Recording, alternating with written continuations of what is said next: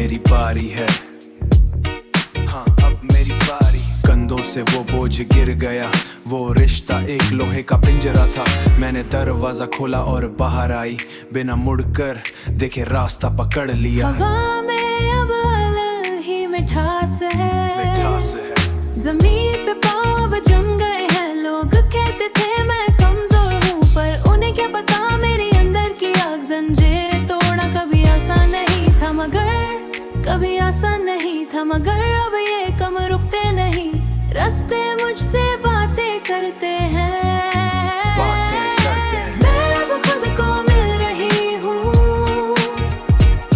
नए रास्ते और नई बातें, आज़ादी का रंग मुझ पे चढ़ गया। मैं अपनी ही धूम में हूँ, अपनी ही धूम में, अब मैं आजाद हूँ। सुनो अब पूरा मौसम ही बदल गया, गाड़ी की सीट पीछे हाथ बार। पुराना किस्सा साफ कर दिया है, मैंने सीखा है कैसे चलते हैं अकेले। कोई शर्त नहीं और कोई डर नहीं, बस ये बिस और मेरी अपनी रफ्तार। गली में अब मेरी ही बहता हूँ यहाँ, जैसे वक्त मेरा गुलाम हो गया हो। खामोशी में भी एक गर्व है, हम चले तो दुनिया पीछे छूट गई।